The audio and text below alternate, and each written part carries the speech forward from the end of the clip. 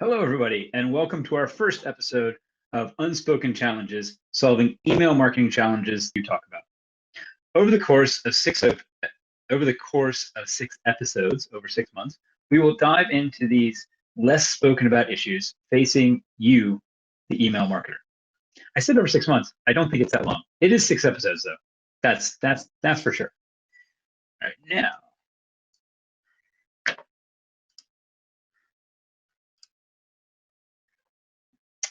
Bear with me. As I said at the table earlier, there's a bit of human tricks that have to be done. Here we go. Excellent.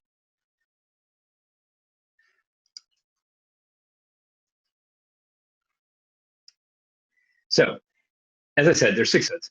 And in each of these information-rich events, our experts will share practical tips and advice based on real-world scenarios to help you optimize your email marketing and maximize your customer lifetime value on those trickier things that I said a lot of times we just don't talk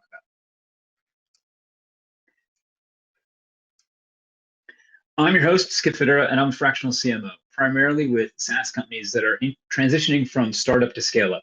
The benefit of a fractional CMO is that you get the marketing leader that you need to plan your marketing, plan your marketing, your growth, your go-to-market strategy, your funding round story, while being able to put your budget against your marketing rather than your marketer. Now, before we go any further, I'd like to take the time to thank our sponsors, without which none of this would be possible.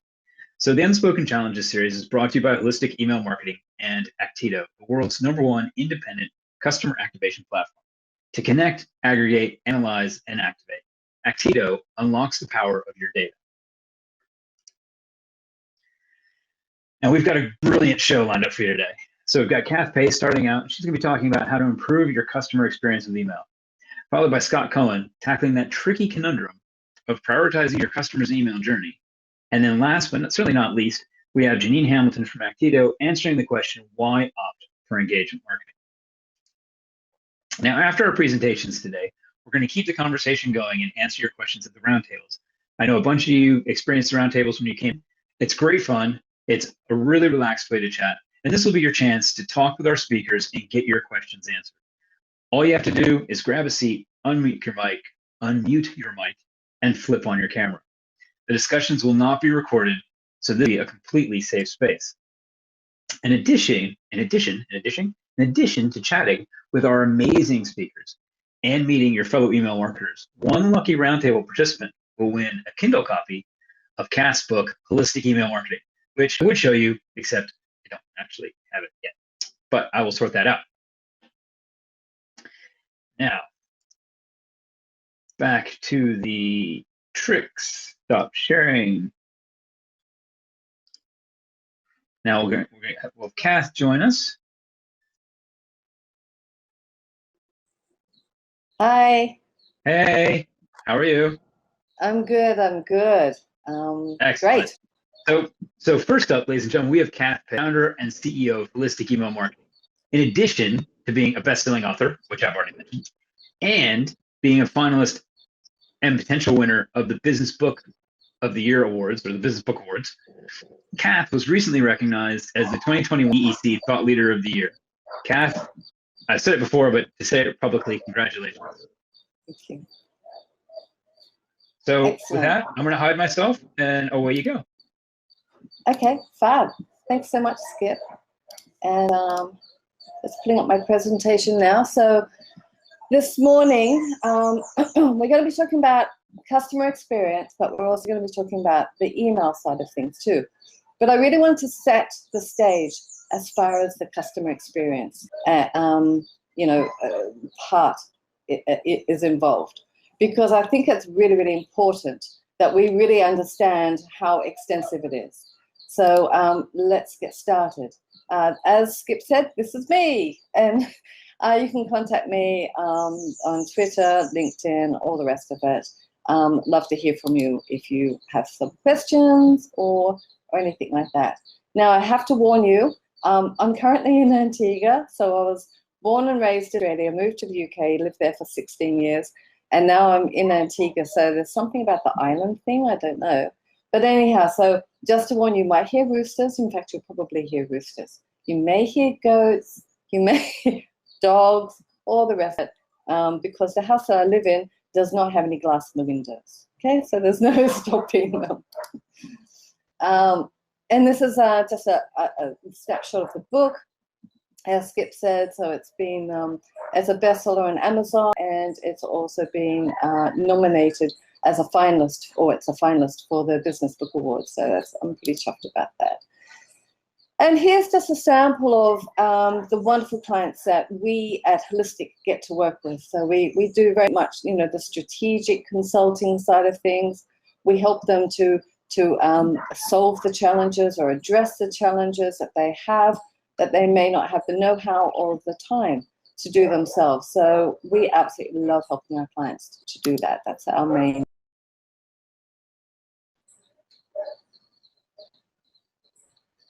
Okay, so that was my internet.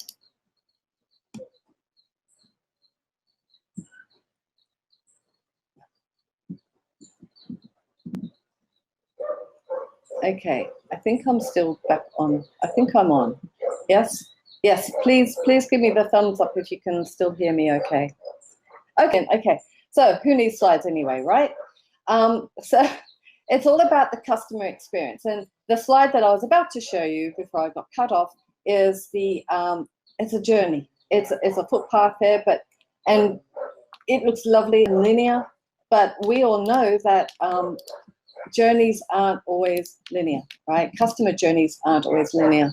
They do change, they swap around, they do amazing things that we, the customer, do not, we, the marketer, the brand owner, do not expect them to do, right? And we're going to be addressing that actually next in the series, because we're talking about the mapping and activation.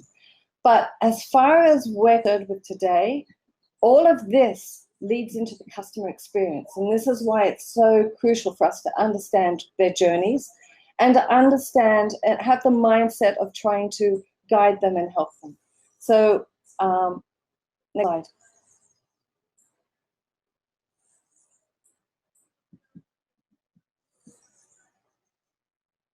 So what I really wanted to do, how I like to look at this is basically if we start to see it as being two sides of the same coin. Now, two sides of the same coin is, one side is us, the brand. We have our needs, we have our wants, we have our desires, we have our goals and our objectives, right? Generally, let's keep it really simple. Let's talk about e-commerce. We want to sell, yeah. Then the other side of the coin is the customer. What is it that they want to do? Why have they signed up to our list? Why are they on our website? What is their intention, right? So that's generally, they have an objective. Let's put it this way, they want to buy. They're interested in your product, your brand, your offerings that you have. So if we start, and generally because email, and I'm going to refer to this a couple of times, email is a push channel. And that's really, really key to remember when we're talking about customer experience, because we tend to push our messages out. And sometimes with little, let's say, gay abandon, sometimes with little concern for the customer experience, right? As far as frequency goes, too much, too less. The content, is it too brand focused? We're going to talk more about this. So because it's that push channel, it's incredibly powerful. And we're sometimes too brand led with our messaging. So what we really want to do is walk around the other side of the coin, take the consumer by the hand, your potential customer, and say, how can I help you today? That's really what it comes down to doing. Next slide.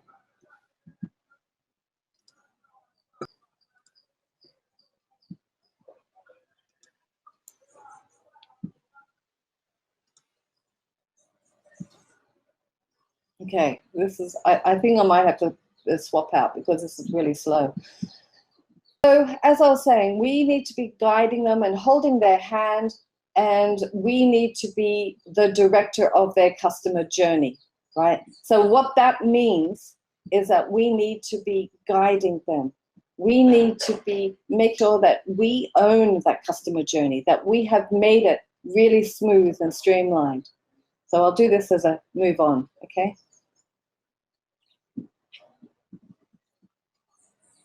So as I say, guide them through the customer journey, not just talking in email, because email, of course, is the backbone. Email is the basis, I believe, of the customer journey, because it's the one that keeps on bringing them back to the website. So,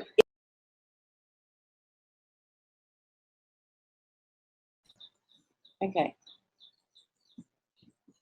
It will probably start in the website, but it won't necessarily stop at the website, because they will sign up, they will buy, they will abandon. And all of these kind of things is what we can help them in the customer journey with the actual email.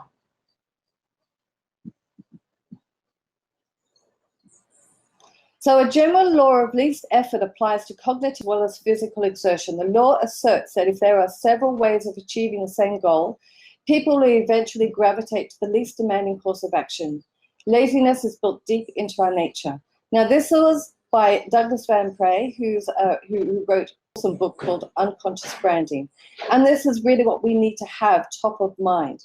Because if we ask our customers to do too much, they're not likely to do it, right? Because the cognitive, exertion, the cognitive level is too much. And we by nature, as humans, we are by nature lazy. And if there's something that we're being asked to do that's just too difficult, we're not going to do it. That's why we need to be really mindful of the customer experience. And I'm talking here about on the website, I'm talking about here with your SMS, with your, through all of your channels, your email, your social, your PPC, all of them. We're talking about optimizing and enhancing the customer experience here.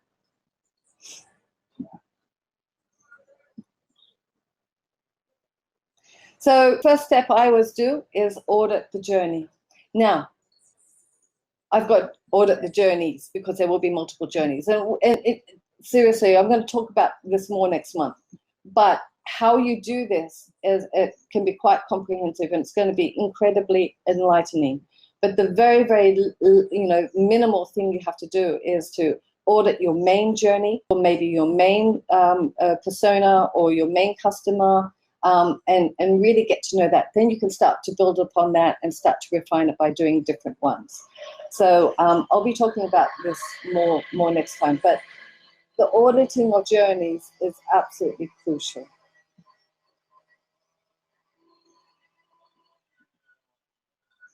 Okay.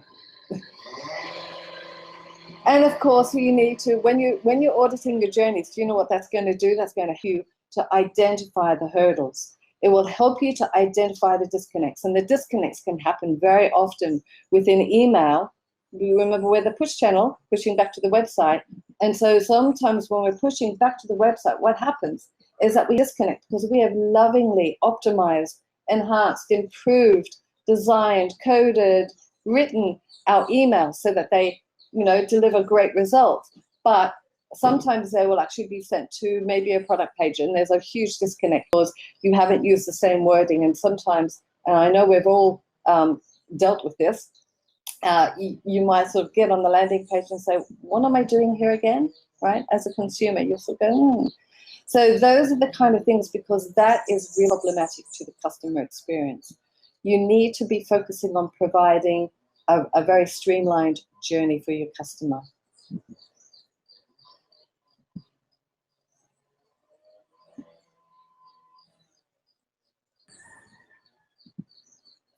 So here's a photo of my local, in London, my local little veggie shop. It's beautiful, and that's my bike. But it reminds me of the corner store of when I was growing up. I'm old enough to actually have, memories of like the true corner stores. I know we've still got them in England, but they're not quite the same as they used to be, And they used to be the fact of, the owner would know you, know your family, know that you've got your relatives coming to visit, your children coming to visit, your grandchildren, and say, oh, I kept you something here for them. Or, they get to know you that way. So they're incredibly personalized, they're incredibly helpful, and it was a lovely experience. this is really what we need to be trying to emulate to a certain extent. Of course, we can't to 100%. But and one of the things I want to bring to your attention is thinking about in-shopping experience.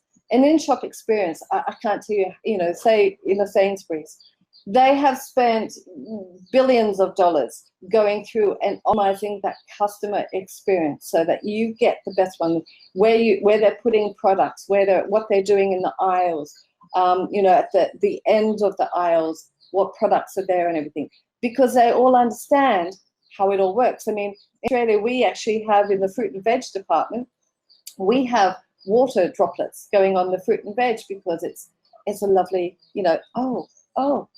it's fresh, right? Because that's what the droplets, the water droplets, indicate to us.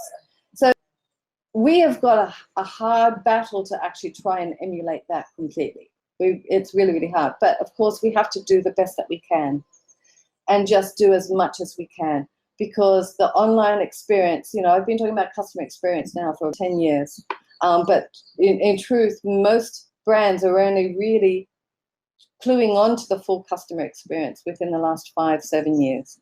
And that then makes it a little bit, problematic, because you are competing nowadays, not just on products, not just on variety of products, not just on price and discounts, but also on customer experience. And if your competitor delivers a better customer experience than you, then you're in trouble. Next slide, please. So going back to that corner shop, helping them helps you. That's really what it's all about. Do you think that the corner shop person did it out of the kindness of their heart? No, they did it so that they could make sales, right? That's at the end of the day. And now I know it sounds horrible, but it isn't. If we focus on our customer and we focus on how we can help them, we in turn, by default, are also helped, right? We in turn actually then get our objectives met. So it's a win-win situation for both our customer and both us. And that's what's really, really about it. And so what we really need to do is go through, audit, understand, have that helpful mindset, and then keep on, focusing and optimizing on the customer and optimizing their experience accordingly. Next slide, please.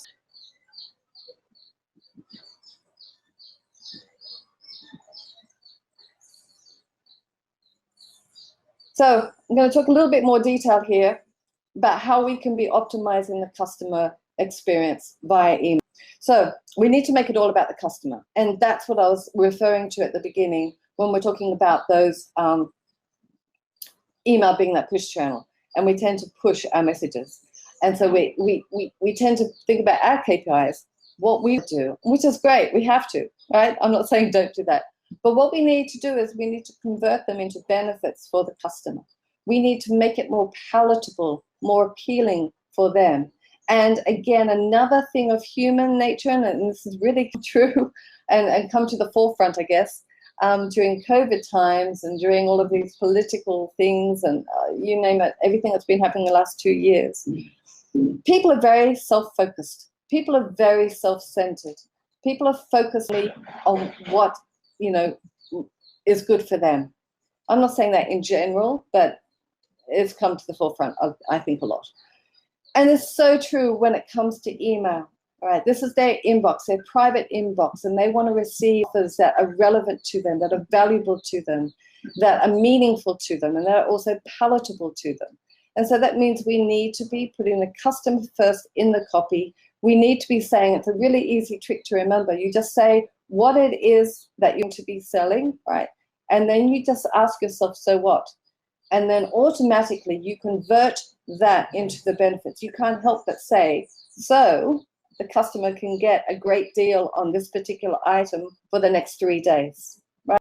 Fantastic. So that's what you need to be doing rather than we have a sale in the next 3 days. You can actually just be converting it.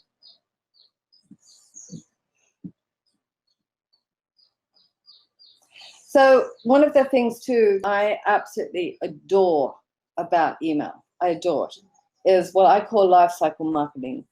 And life cycle marketing are those automated programs which are innately helpful to the customer. So it's those abandoned cart ones, the onboarding or welcome programs, which I like to call first purchase programs.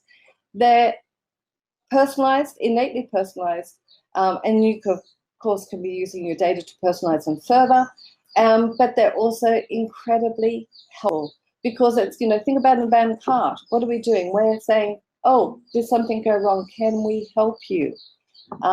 If they're maybe even a win-back campaign, we're sort of going, oh, is there a problem? Or, hey, we've got a fantastic deal here for you. We really miss you. We want to bring you back. All of these kind of things. Just think about all of these programs as being helpful to the consumer. And that will actually give a different look on them, a different, outlook for them, a different focus for them, and all the rest of it. So start to think about those life cycle programs. They're not just perfunctory. They're not just there because they deliver the goods. They do. Why do they deliver the goods? Because they're helpful. So try and make them even more helpful, even more focused on the customer, and really, really, make the conversions that way. Next slide, please. So I'm going to be finishing up.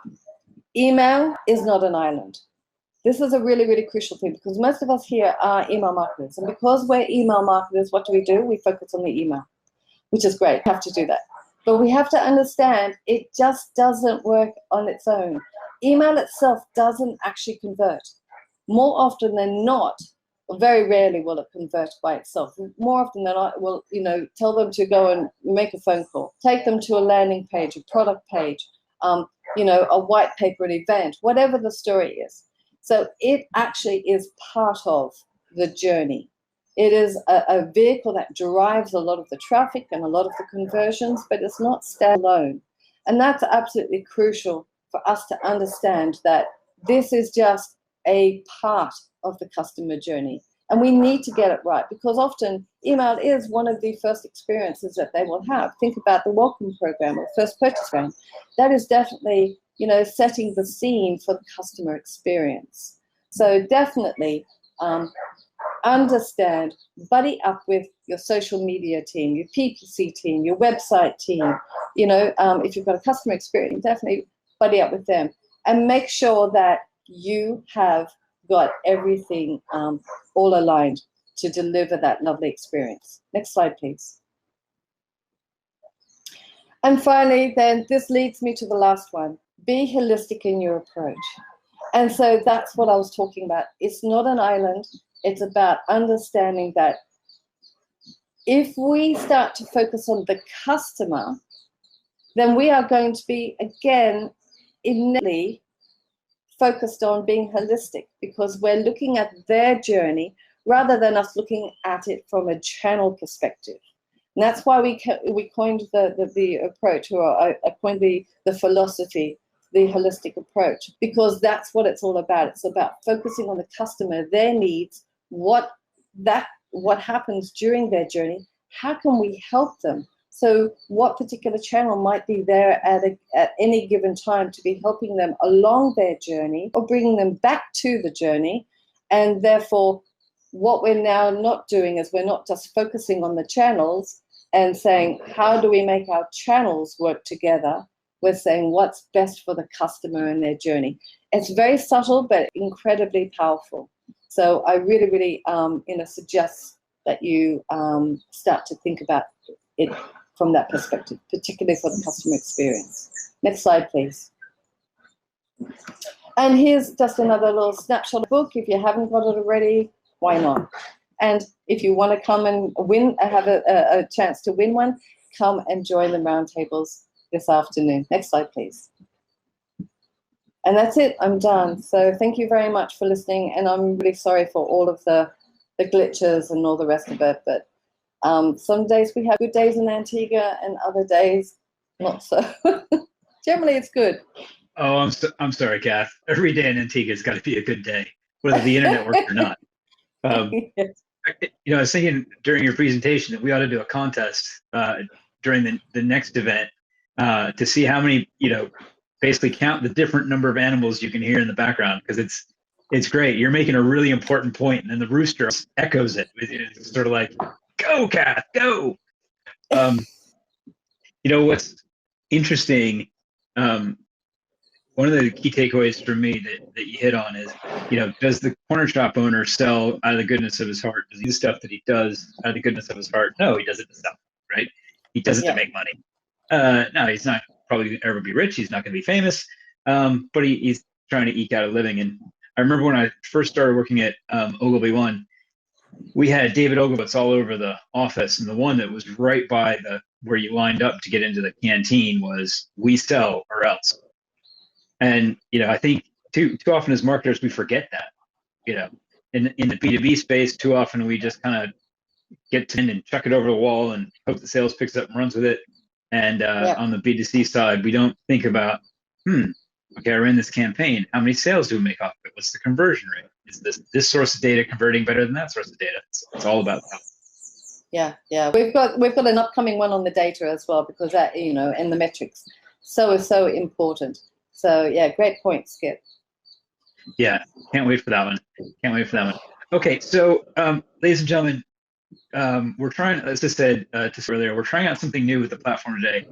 In order to make this kind of work, we've got it set up into sessions. So now I basically have to go fetch Scott. So what's going to happen is it's going to look like you've been thrown out and the session's over. It's not. Don't worry. As soon as I've got Scott, it'll automatically pull you back into the room and we'll get to his presentation. So bear with me. It'll be probably about 30 seconds. We have Scott. So as I said, next up we have Scott Cohen. Now, this is a bit of a kind of a winner's event, because Scott is the winner of the EEC's 2021 Stefan Pollard Email Marketer of the Year Award. Now, Scott spent over 15 years in email marketing, both on the brand and agency side, and is currently the email channel manager for Purple. Now, for those of you who don't know, Purple is America's leading direct-to-consumer mattress retailer. Scott, welcome. Thank you. Thanks for having me, Skip. Are you ready to kick off? Yeah, let me just get this fired up here.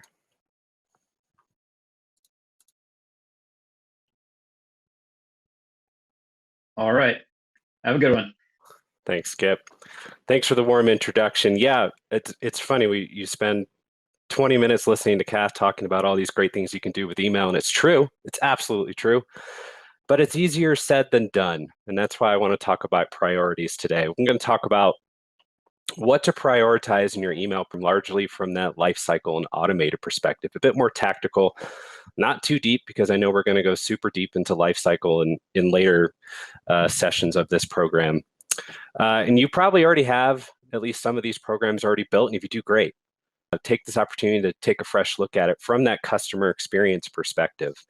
And if you don't have some of these built, welcome to the club. We've all had to build programs from scratch largely. A little bit about me, as Skip said, I call myself the email channel manager. It's true. My technical title is Senior Email Marketing Manager at Purple. We're a mattress and comfort tech company.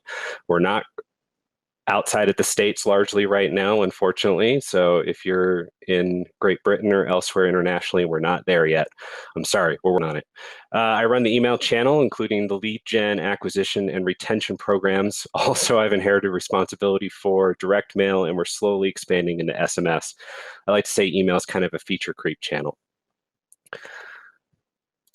Let's just get it out in the open. Like I said, it's easier said than done to do email. Email is hard. How many times have you heard the phrase, it's just in the email? It's not that hard. Email is something that other parts of your company don't really think about until something goes wrong. But it's just, as Kath said, email is the hub of that customer experience. And the email channel really has higher expectations. We have to generate revenue. We have to send volume. Every exec wants you to mail everybody, but be smart about it.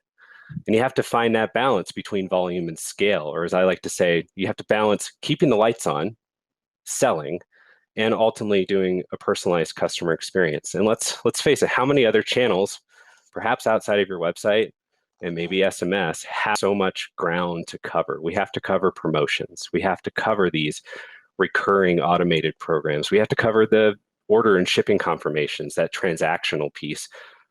The Facebooks of the world don't have to do that. So rather than get you freaked out and go, yeah, it's hard, let's do a couple caveats for today. At the end of the day, remember, you have people on your list. Test absolutely everything. Even the things I mentioned today, you need to test it because every program is different. And I have yet to run into somebody who can disprove this statement. Nobody's died from an email. So take a deep breath. You're doing just fine. Let's talk about this customer life cycle. What does it look like? What does it look like for you? Typically, when I start thinking about a journey map, I think about it in a very linear fashion. You get people that show up, they get ads, they do Google searches, all that fun stuff. They come to your website, they browse.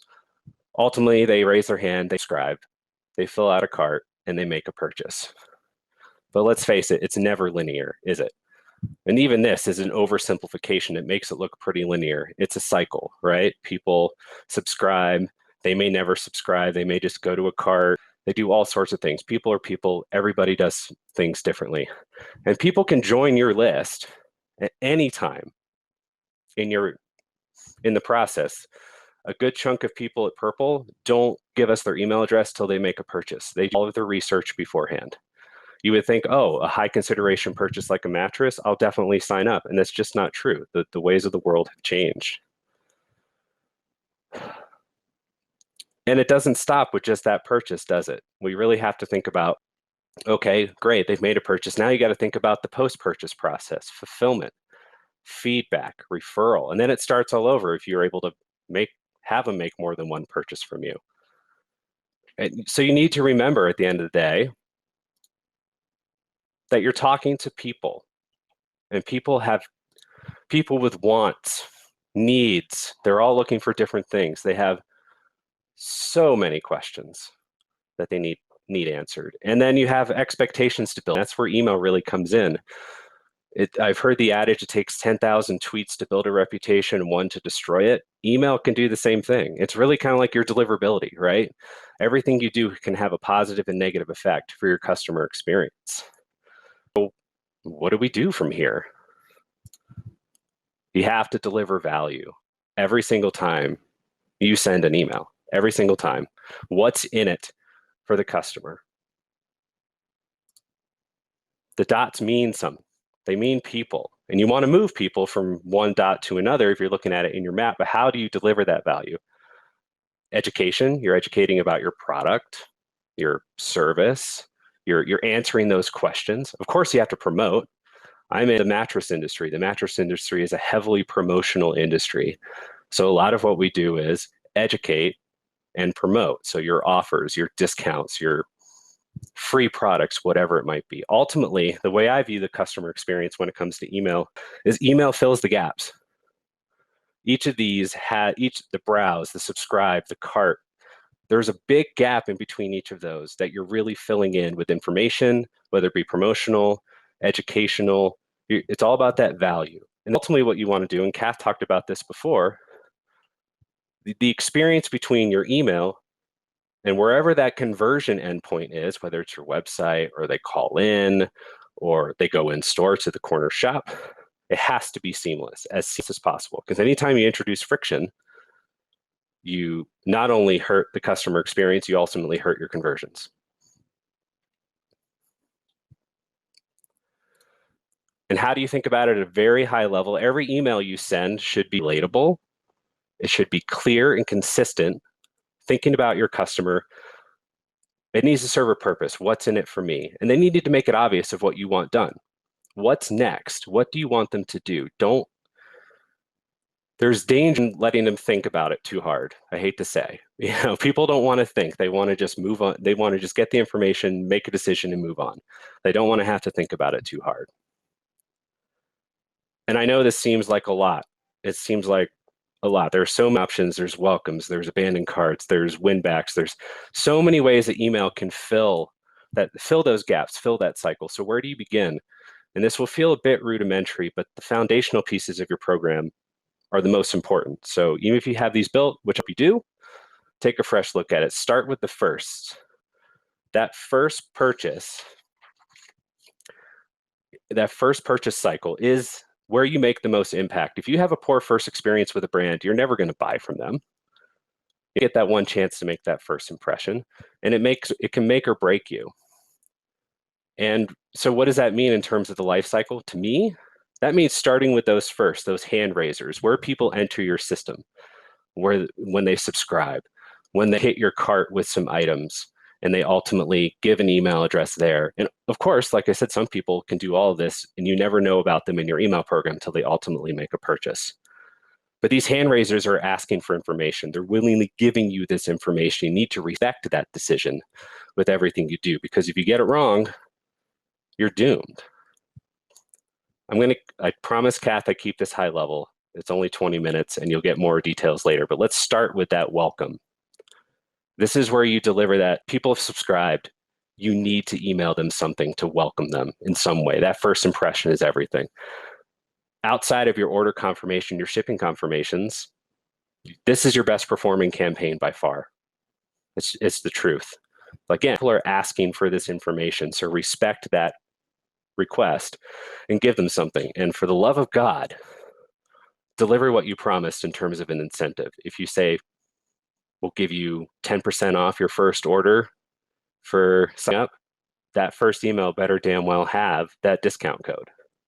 If you're offering a white paper, deliver the white paper. Because if you don't deliver that in that first email, you're setting the wrong tone. This is your opportunity to set the tone and expectations for every subsequent message in email and in other places, really, because email is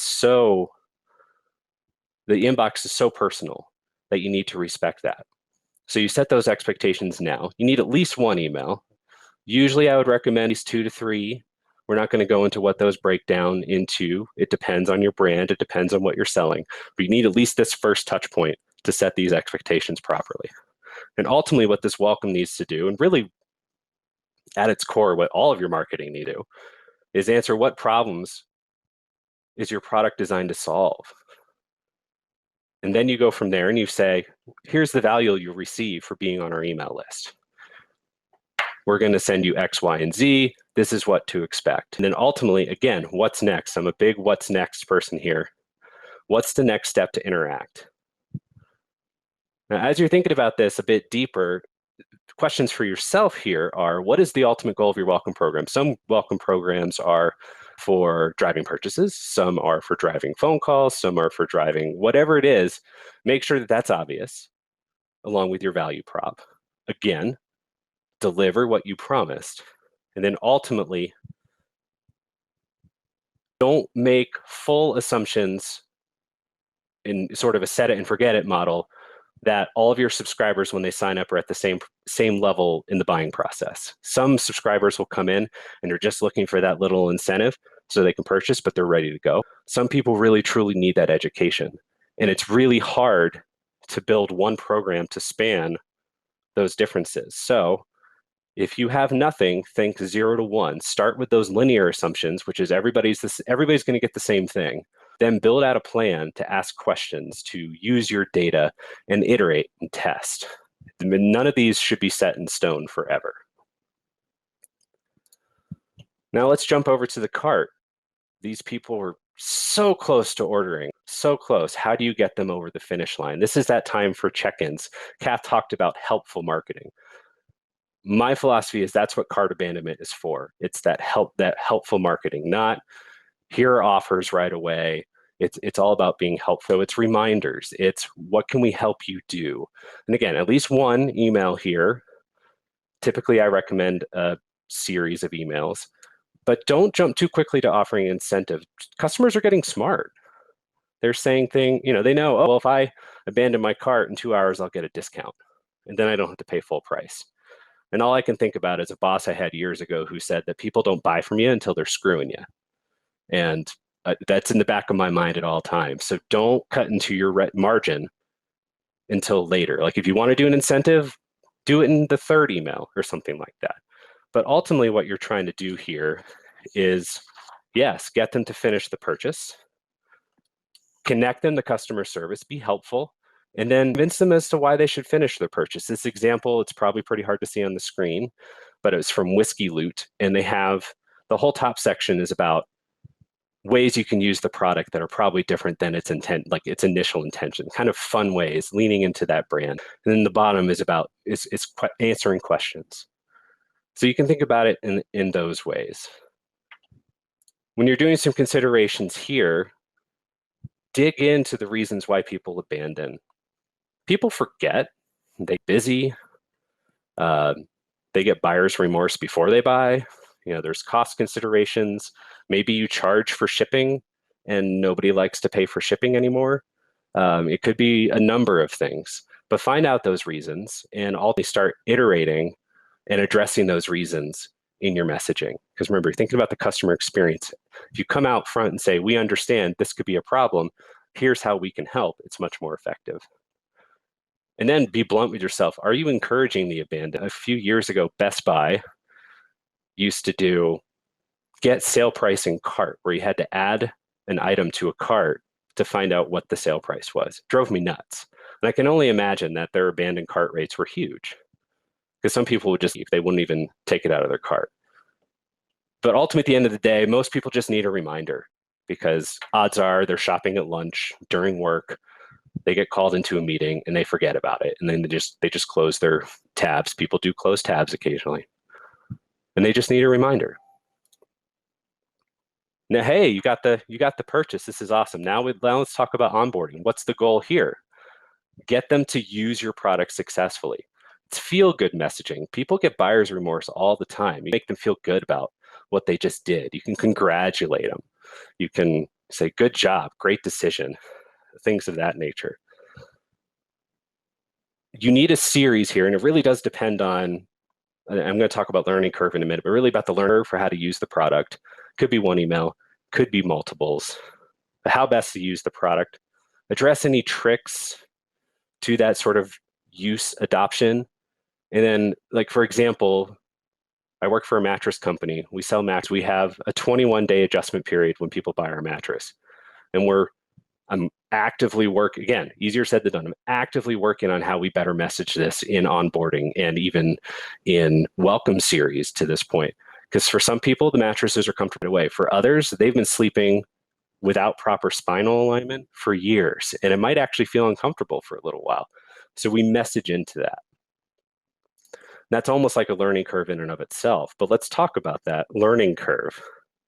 How can you address that here? I mean, if you're selling software and you have a trial, it makes a lot of sense to have a series of, here's how you use the software, because ultimately, if you train them on how to use the software successfully, they're more likely to buy the full version, or they're less likely to abandon their trials, things of that sort. And the longer this learning curve is, the more messaging you need to do. There's more hand-holding, there's more education that needs to be involved. And then from there, think about next logical products. I call it the printer and ink model, right? You buy the printer, you're gonna need ink. What's a next logical product for you? And then where to start? There are companies out there that have 1 million SKUs. Where do you start with something like this? Start with your best sellers and iterate downwards. Start with the ones that are your money makers, because if you try to solve for everything all at once, you'll never launch anything. So start with your best sellers and go from there. I'm sure some of you are like, yeah, we know all this. Great. What am I going to do now? What should I do? That is awesome. I love it. Let's think customer first then. What happens after a purchase? They go into this lovely fulfillment cycle. And I don't know about you, but in the States, deliveries have been an issue. I'll leave it at that. But this is a point where people will make a really long-lasting opinion, will form that opinion based on how you actually deliver your product. And frankly, that's largely out of your control. So what do? You nail your shipping and fulfillment emails. You transparent. You try to reduce those Wizmo calls. Where's my order? They may love your product. They may love your brand overall, but if you don't deliver it, it doesn't matter. Delivery can have such a huge effect on things like product reviews, referrals, all that word of mouth stuff. So where can email help? Be out front. Deliver as much information as you can in those emails that make sense. And, you could try shipping notification bars. There's a lot of little options that you can do that you can test and throw in. But ultimately, my goal in my shipping emails, and again, easier said than done, and we're still working on it, is that I don't want people to have to call in to get information about their orders. Some people will call no matter what you do. But if it's their email, and even if they call, the call center can go, hey, check your email. The stuff is in there. Like, that'll just make customers feel better about things.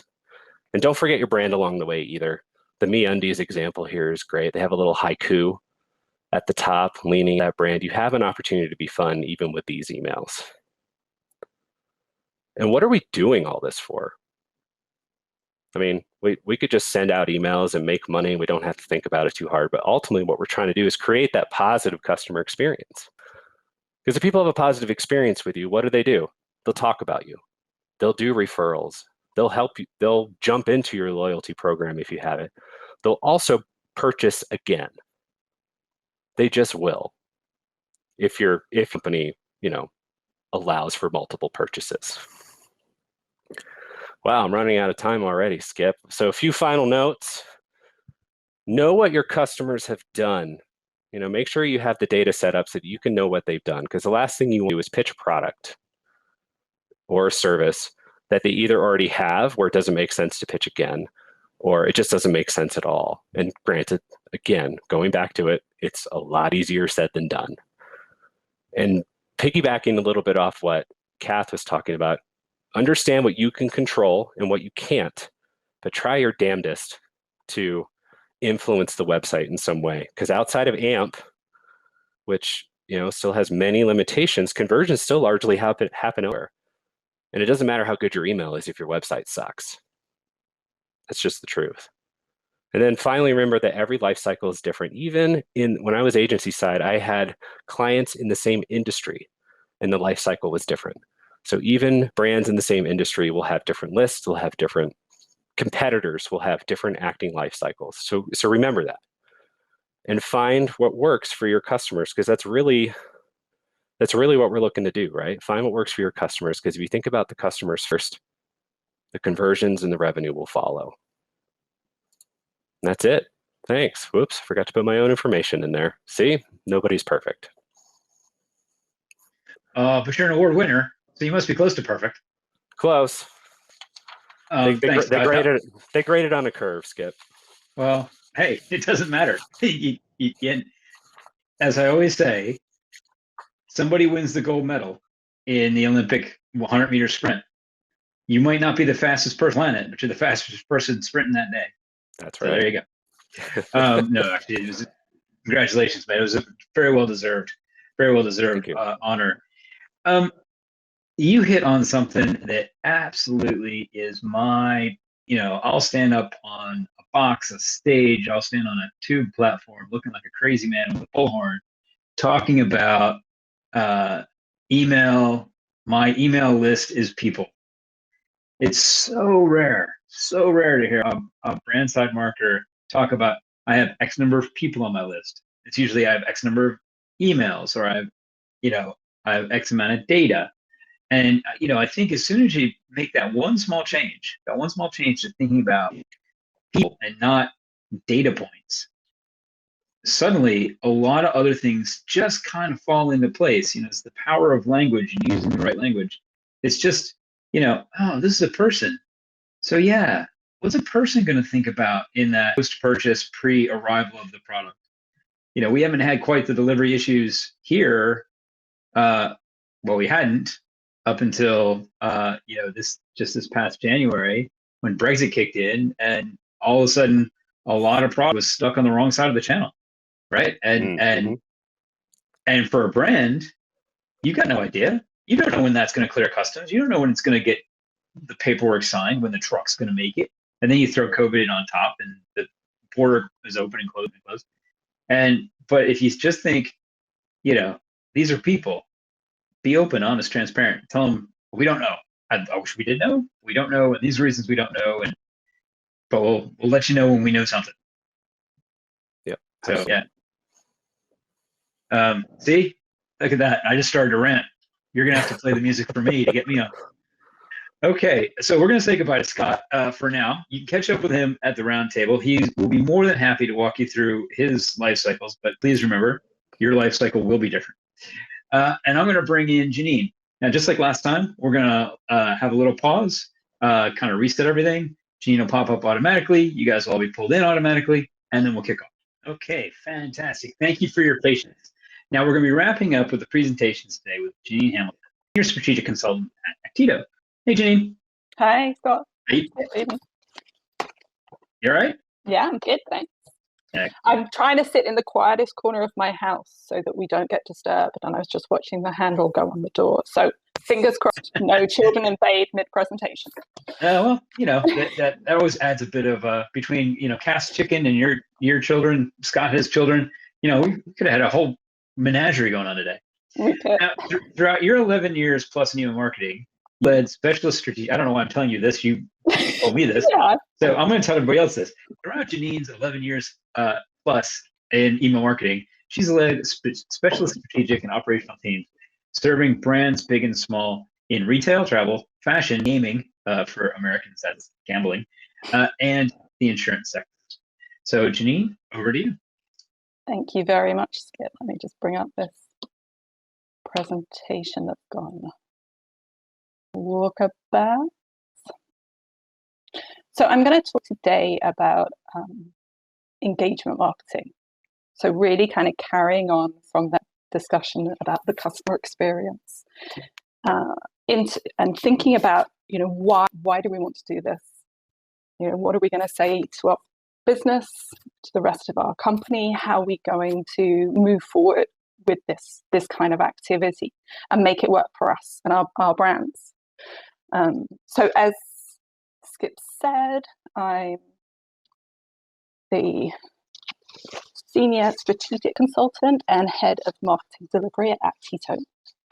And Actito is a customer activation platform. So we're really all about buying marketing data from all corners of your organization and finding ways to unlock that so that you can activate and engage your customers and really, drive this customer experience for them. I'm not going to talk much about who we are, but if you'd like to find out more about, there's a link there. Book a coffee with me, and I will obviously chat happily about the things that we can do and how we can help. But I'm going to start talking about the engagement marketing and really, why do we want to do this? And I'm going to start with these two examples. So these are two brands that have made this move towards engagement marketing, and both of them did it by introducing segmentation, targeting, the things that Kath and Scott have talked about, in order to take advantage of more opportunities in the customer journey to engage those customers and increase loyalty. And they're really strong numbers. But what both of them did, which is the really important point for me today, is they took what they already had going on with their customers and they just responded to it.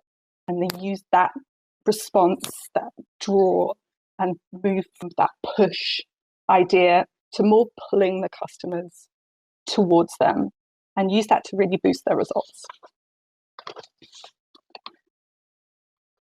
And really that's what we're all doing.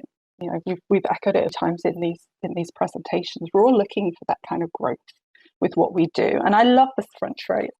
Happiness is not found in gold bullion, but in small change.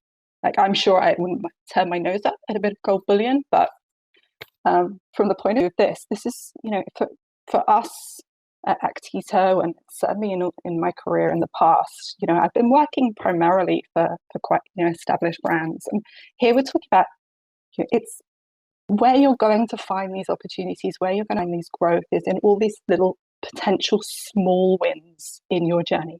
All of the ways that you can just release that growth at every step through.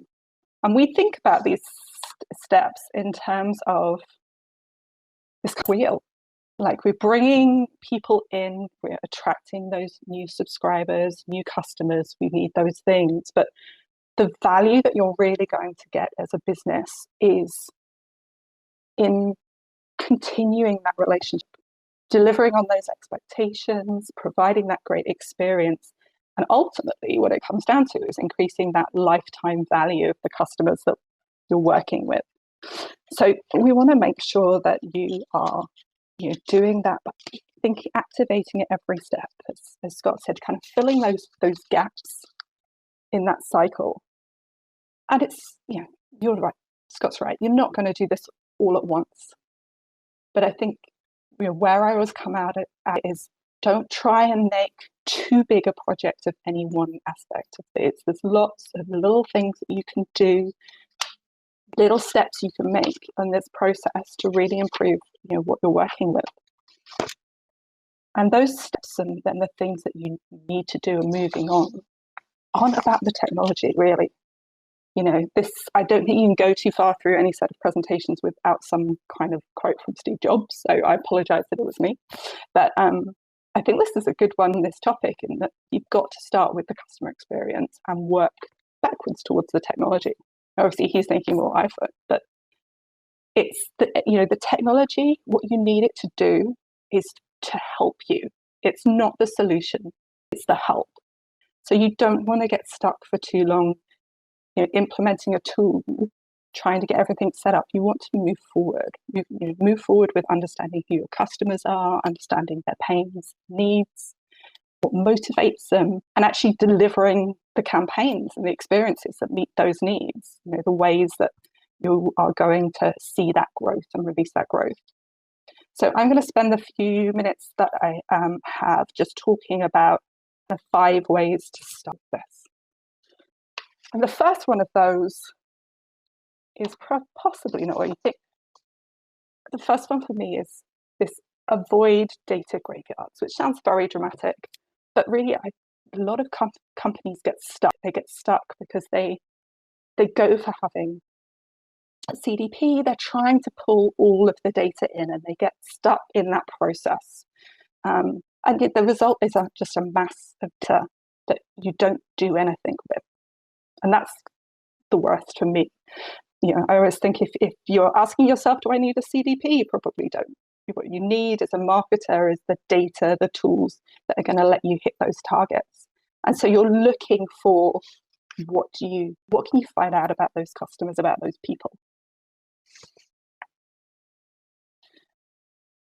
And what you want to be able to do with that information, with that knowledge, that insight that you have around the people, the information that you've provided them, is activate that, be able to do something with all of these great things.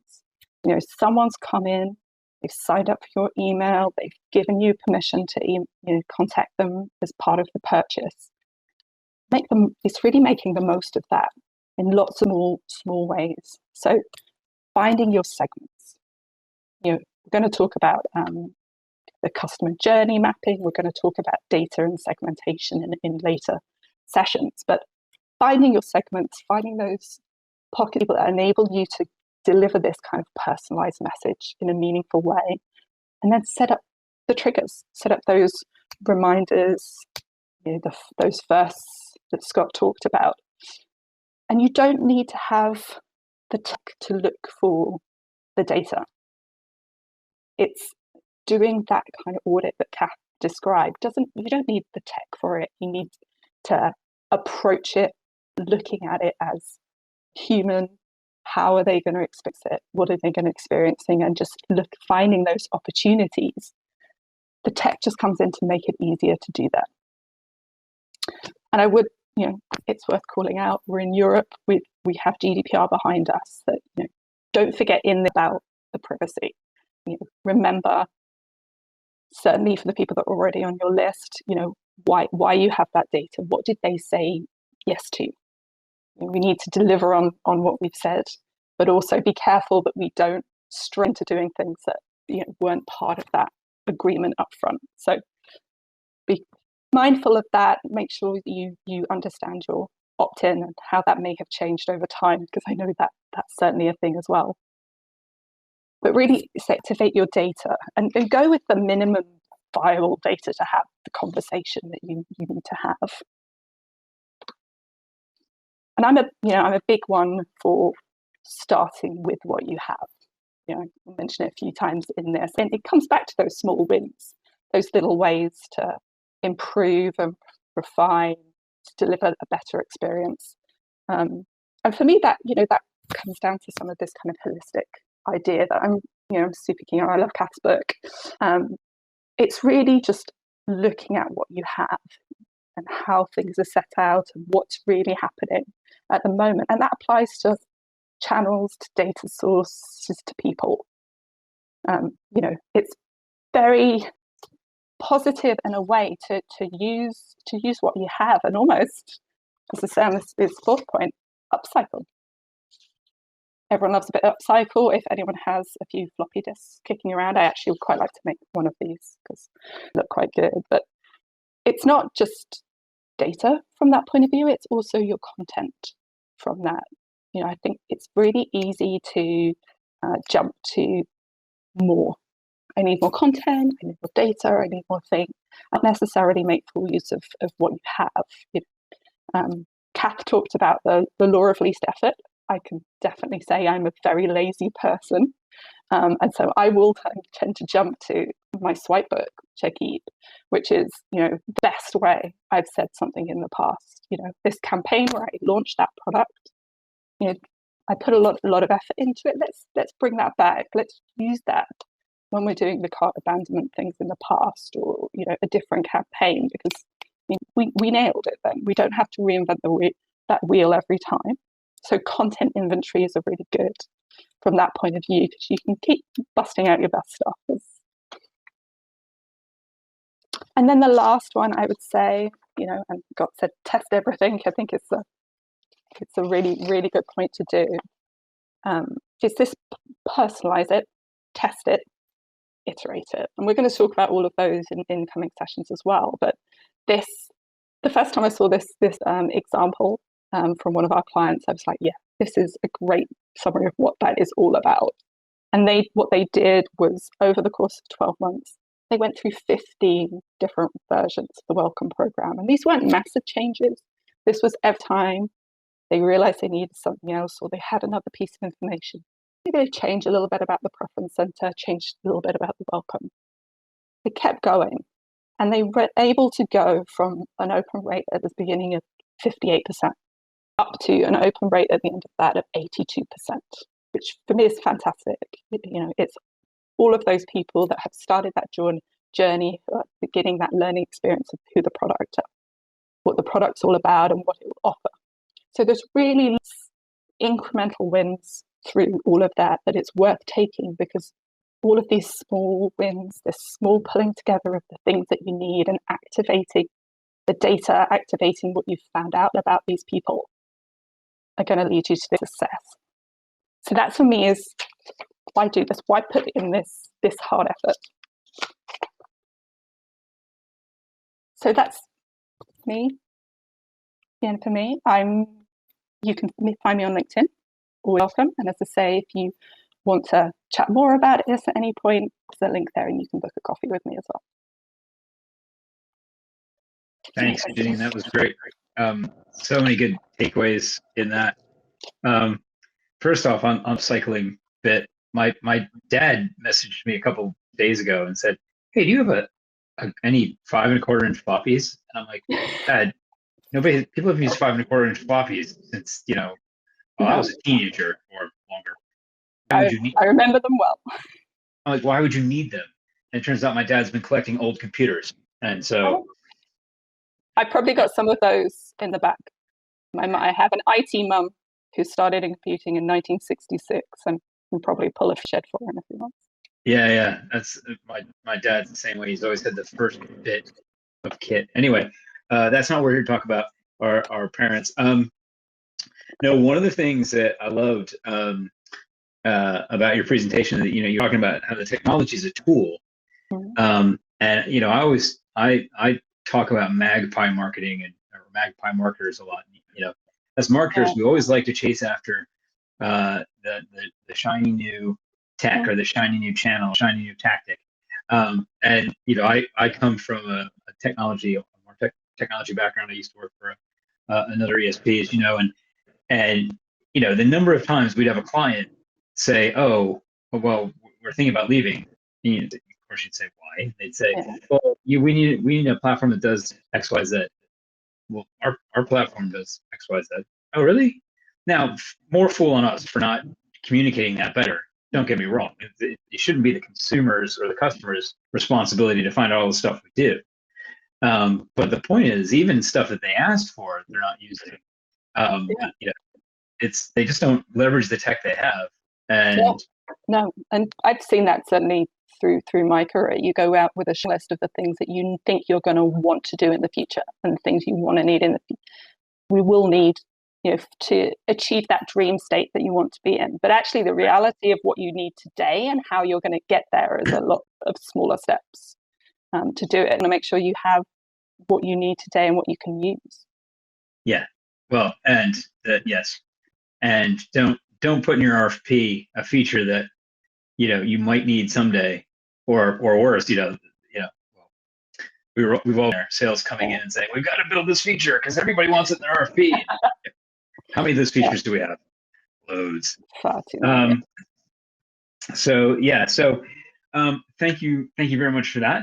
So we're going to say goodbye to Janine now, and we're going to wrap up and move over to the roundtable discussions. But before we do that, just a couple of quick things. First off, I don't know why my okay. Oh, now, oh boy, there we are. There we go. Okay. Oh, brother. Okay, so as I said, we're going to move over to the roundtable to discuss other great takeaways from these brilliant sessions. But before we make a move, please join me in thanking our sponsor, Actito, without whom none of this would be possible. Also, when you join the roundtables, make sure you give a big shout out to Scott, Janine, and Kath, all of our speakers. Now, Kath, Janine, and I will be back on May 19th with another industry expert talking about the customer journey mapping. So taking what we talked about today, kind of to the next level, talking about the journey map and then how you build cycle marketing on top of that journey map. Now, join us now in the roundtable area where our speakers will answer any of your questions. Well, not any of your questions, any of your customer experience questions. I know Janine mentioned GDPR, but we will not be taking GDPR questions. And I'm pretty sure, I feel confident about that. It's a bit too late in the day for that. It really is. It really is. I was quite surprised you mentioned it at all. Now, the questions in the discussion are under Chatham House rules. That means, for those of you who aren't from the UK, you know, it's all private, it's all confidential, it's a very safe place to be. You can meet other marketers with similar challenges, and don't forget, one lucky roundtable, and you will walk away with a Kindle version of Kath's best-selling book, Holistic Email Marketing. The winner will be randomly selected after the event and announced on social media. So you have to keep paying attention to our social media as well. So we'll see you in a few seconds at the roundtables. But if you can't join us, or if I don't get a chance to talk to you, thank you all for spending your afternoon with us and joining us. And until we see each other again, stay safe and make good choices.